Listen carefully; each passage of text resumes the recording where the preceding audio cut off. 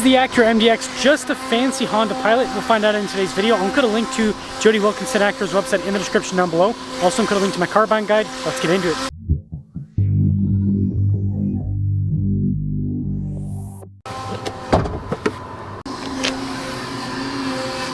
Powering this is a 3.5 liter V6. It goes through a 10-speed automatic. Fuel economy is 19 around town, 25 on the highway, with power outputs being 290 horsepower and then 267 pound-feet of torque. You can also get a turbo V6 and the upgraded Type S version. I'm trying to hit 500,000 subscribers before the end of the year. I'd really appreciate it if you'd help out with that. Now when it comes to the hood design, there's some sharp lines, but nothing crazy. Very sleek looking headlights, and that goes into the beak style grille that Acura is famous for. This does come equipped with fog lights, and you've got some darker trim here at the bottom. Altogether, I think it's a sharp look with the front end.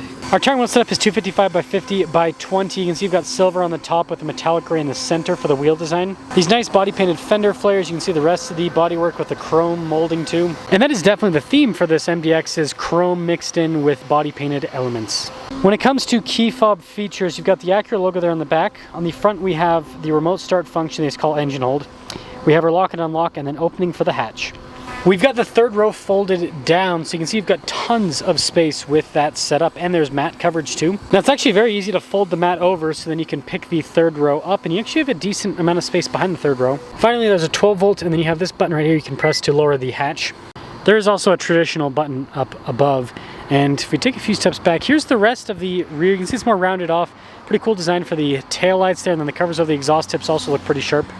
We do have keyless entry here for the rear, and let's pop inside. The rear passengers have sunshades. You've got nice soft touch trim at the top, the door panel, a little bit of wood trim down below, tons of stitching. And stitching is definitely the theme. I mean, look at these seats, pretty intricate design. And I do like how everything's nicely labeled with these seats.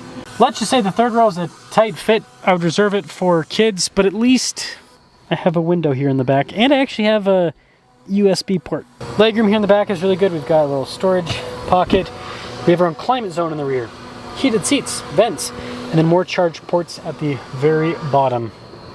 Now let's pop up front. More nice trim on the front door panel, just like the back.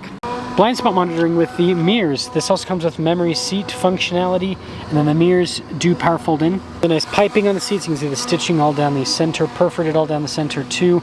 Power adjustments on the side with lumbar support. The passenger seat's also power adjustable with lumbar support. And the passenger also has memory seats.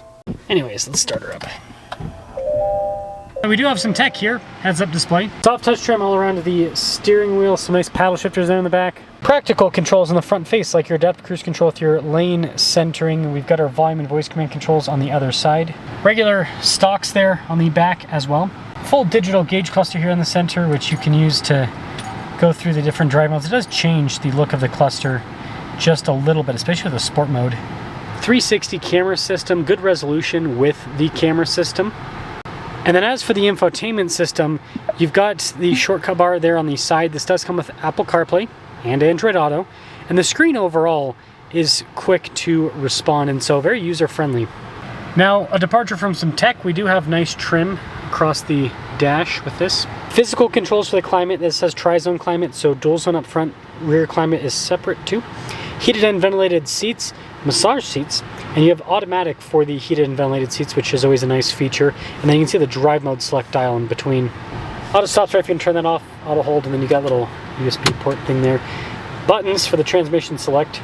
And while we're on the topic of buttons, we still have a physical knob for the volume, phone charging pad, some cup holders. Center console is pretty nice, got some USB ports inside.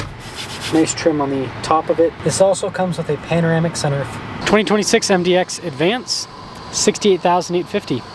Let's see how the MDX performs. MDX. Let's have some massage action. Ooh, that's nice. I like the way physical buttons for a lot of items. A lot of other automakers are going away from that, so it's nice that Acura's sticking to having at least some, well, quite a few physical controls. Now I will do a review on the Type S version. If there's any other packages on the MDX that you want me to review, let me know. And if there's any comparisons you want me to do, let me know. I might not get to the stuff right away, but you know, I just like to keep it in the back of my mind as I review cars for the next year. Now this powertrain is actually very smooth. And you know, I think something that's kind of underrated that not a lot of people talk about is transmissions. If you have a really smooth, quick shifting transmission, it can make even a crappy, and I'm not saying this is a crappy powertrain, but it can make even a crappy powertrain feel good. Whereas you can have a transmission that's not smooth, not quick to shift, and that can make a great engine feel not so great. So the transmission's something that I think in today's world is kind of underrated in terms of people talking about it. People don't really talk about them as much. Okay, this 10 speed's pretty smooth.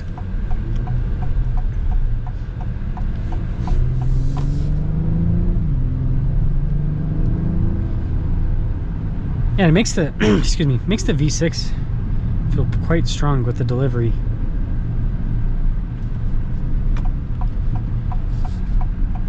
I like the steering wheel. It's a nice shape and everything. Turn-in's good.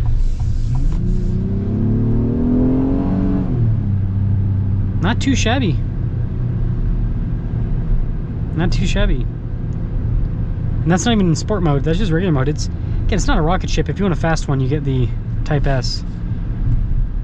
But it's got darn good delivery.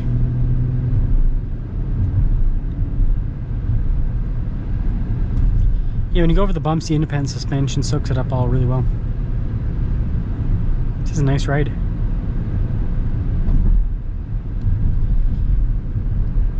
So, is this just a fancy Honda? I would say, in some ways, yes.